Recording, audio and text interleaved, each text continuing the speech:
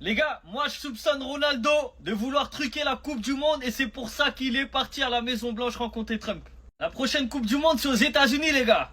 Le boss des États-Unis c'est Trump. Et aussi on connaît l'importance de Trump même au niveau mondial. Parce que les États-Unis sont puissants, tout simplement.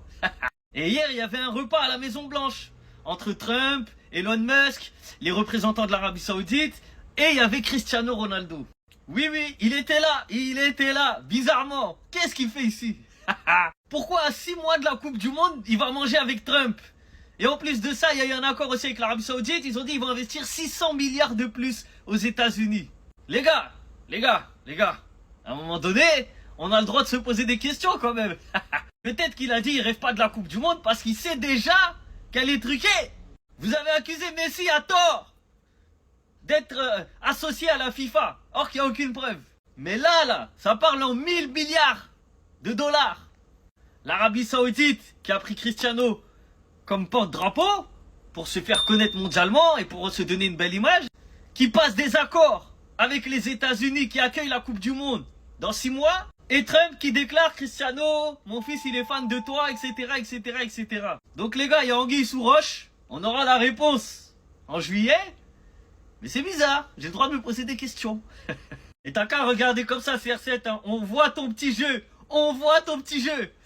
Non les gars, Cristiano Ronaldo va bel et bien remporter la Coupe du Monde 2026. Trump qui vient de l'appeler le GOAT. Et regardez, ce n'est pas tout. Et quand tu sais que le président de la FIFA, les gars, Infantino, il a dit ouvertement, est-ce que le Portugal sera le prochain vainqueur de la qualification du Portugal, les gars, pour la Coupe du Monde 2026, alors que c'était la seule équipe, les gars, pour laquelle il a fait ce discours-là. Allez vérifier. Trump, les gars, qui quelques mois avant, il avait dit que sur le territoire américain, Messi c'était la personne la plus connue au monde. Et là, qui retourne sa veste, les frères. Et cerise sur le gâteau, les gars, pour accentuer le fait que, en fait, ça va être bizarre. Ronaldo et Trump vont avoir une conversation privée, les frères. Ça veut dire, il y aura pas de caméra, il y aura rien. Avec le prince.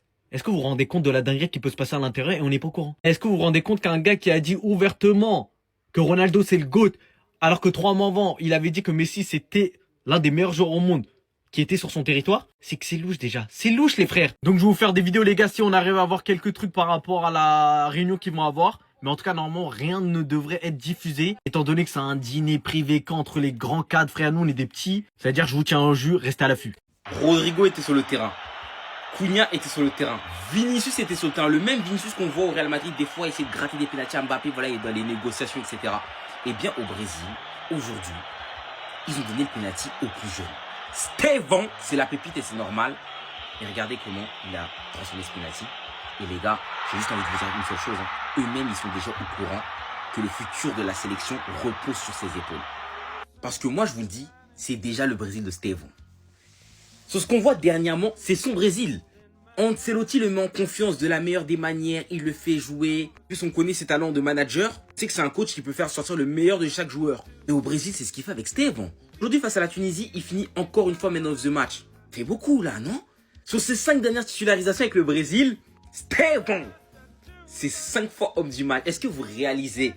Si vous pouvez réaliser, s'il vous plaît. Pour ceux qui vont raconter, oui, mais non, mais c'est qu'un penalty. Plus tard dans le match, le Brésil avait l'opportunité de battre la Tunisie. Et cette fois-ci, ils ont donné le penalty à Paqueta. Regardez où Paqueta il a tiré. Regardez où Paqueta il a tiré, s'il vous plaît. Regardez où le ballon est parti sur le penalty de Paqueta. Hors cadre. Carrément, c'est Stéphane qui a dû venir le réconforter. Est-ce que vous y avez réalisé? C'est lui déjà le patron. Disons les termes, mettons des mots sur ce qu'on voit. Mon ami, laisse ça à Stéphane. C'est la pépite et c'est normal. Laisse-lui les pénaux. Laissez-lui les coups francs. Laissez-lui tout. C'est lui qui va prendre en charge et qui va assumer cette sélection désormais. Parce que voilà, je vois que personne ne voulait vraiment se lever. Vinicius en sélection, c'est un peu compliqué. Rafinha, quand il est là, par moment, ouais, il y a des trucs. Les gars, hein, laissez ça à la pépite. Il a que 18 ans et c'est déjà le patron du Brésil. Du moins, en devenir. Ça m'étonnerait même pas hein, qu'il finisse meilleur jeune joueur de la Coupe du Monde 2026. Je pense que ce mec-là, c'est le mec qui a gagné le plus de flow et d'aura dans l'histoire sur une carrière. Monsieur Scott McTominay. Je vous montre la célébration. Calma, calma. Vous allez dire, il se prend pour CR7? Oui. Oui, il vous répond oui. Pourquoi? Centre venu de la droite. Le ballon, il part haut. Il part au ciel. Comme dirait Maître Gims, ciel. Voilà où il va chercher le ballon. Pour mettre un ciseau retourné acrobatique des couilles. Oh, pour ceux qui ont la ref, c'est FU. J'ai fermé les yeux, j'ai vu CR7. J'ai fermé les yeux, j'ai vu CR7. En fait, c'était la regain de son but. La balle finit dans le petit filet. 2 minutes 53. L'Écosse prend l'avantage face au Danemark. Monsieur Scott McTominay, qui avait débuté à Manchester United, il avait zéro flow. On disait, vas-y McTominay. Des fois, il jouait à la place de Pogba, on était grave vert. Non, faut le dire, on était grave vert. Et tu le vois placer un ciseau retourné comme ça, venir faire calma avant qu'il signe à Naples. Qui aurait pu penser que c'est possible ça en fait? Qui aurait pu penser que c'est possible? Mais depuis qu'il est à Naples, les gars, avec De Bruyne, je vois ses photos, je me dis mais c'est qui ce fou là? Qui a possédé le corps de Scott McTominay que je connaissais à Manchester? Non, c'est trop une dinguerie ce qu'il a fait. Non, là, il a atteint le flow CR7. Non, là je le dis, moi j'ai pas peur de le dire les gars. Non, c'était fort. Non, c'est fort. Les Barcelonais, c'est pas moi. Dani Olmo, il a marqué. Dani Olmo a fait une bonne première mi-temps avec l'Espagne. Et sa célébration en dit long. Est-ce qu'il vise pas le Barça? Est-ce que Dani Olmo n'est pas de retour? The Showtime. Est-ce que vous êtes prêts à lui laisser une seconde chance? Non, les gars. Non, j'aime trop ce qui se passe au Barça. Hier, Robert Lewandowski, il entre, à peine passe des buts. Qu'est-ce qui se passe? Le retour de mon boy Rafi Coco Jojo. Lewandowski est en forme. Dani Olmo est en forme. Oh, j'y croyais pas. Honnêtement. La théorie de Messi touche le Camp Nou. J'y croyais pas à cette théorie. Mais tout se passe bien. Donc, qu'est-ce qui m'empêche d'y croire? Moi, je vous préviens, les gars. Si jamais on arrive à taper Bilbao au Camp Nou et qu'on tape Chelsea à Stamford Bridge, votre théorie, je la valide.